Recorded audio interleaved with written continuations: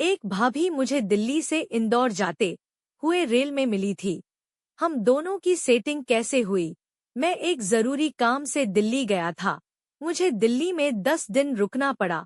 उसके बाद मैं नई दिल्ली स्टेशन चला गया और वहां से मैंने इंदौर के लिए ट्रेन में अपना रिजर्वेशन कराया और शाम को उधर से ट्रेन पकड़कर निकल गया। मेरी सीट फर्स्ट एसी में थी।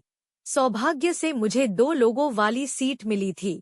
एक सीट मुझे मिली थी और एक सीट एक महिला की थी जो दिल्ली से इंदौर जा रही थी। समय से पहले वह भी ट्रेन में पहुंच गई थी और हम दोनों एक साथ बैठ गए। थोड़ी देर तक हम दोनों अपने मोबाइल में खोए रहे। साहिबा ने मुझसे पूछा, आप कहाँ जा रहे हैं? मैंने कहा, इंदौर। और आप? उन्होंने कहा, मैं भी इंदौर जा रही हूँ। उन्होंने पूछा, आप इंदौर क्या करने जा रहे हो? मैंने कहा, घूमने। तो उन्होंने कहा, अच्छी बात है, इंदौर में बहुत सारी चीजें घूमने को हैं। मैंने कहा, अच्छी तो है, पर अगर उधर अपनी जान पहचान वाला कोई रहता होता जो मुझे घुमा देता तो ज्यादा अच्छा होता। घुमा फिरा कर मेरा इशारा उनके लिए ही था। उन्होंने कहा, क्या आप मेरे साथ घूमना चाहते हैं? मैंने कहा, पर अगर आपके पास समय हो तो साथ में घूम सकते हैं। वो बोली, इस बार मैं किसी काम से जा रही हूँ और मेरे पास समय नहीं होगा। इसके बाद हम दोनों अपने अपने काम में व्यस्त हो गए। मैंने भी खाना खाया और सो गया और वह भी अपनी ऊपर वाली बर्थ पर लेट गई। अचानक रात को मुझे कुछ आवाज सुनाई दी सी, आह सी सी। मेरी नींद खुली तो मैंने ऊपर देखा। ऊपर वह मोहतरमा चादर लपेटे हुई सोई थी। मुझे लगा शायद उनकी तबीयत खराब हो गई और वो ठंड से कांप रही हैं। मैंने पूछा, क्या हुआ मैडम? आप ठीक तो हैं? मेरे अचानक से पूछने पर वह घबरा गईं।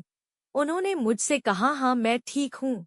मैंने देखा कि उनके सर से पसीने निकल रहे थे। मैं कुछ बोला नहीं। मैं सो गया। थोड़ी देर में इसी तरह की आवाजें फिर सुनाई देने लगी। मैं उठा और केबिन से बाहर चला गया।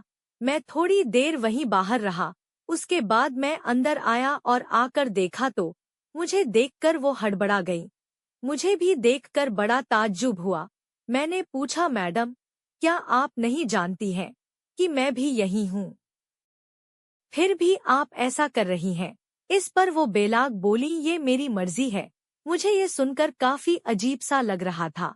खैर, इस घटना के बाद मैं नीचे सो गया।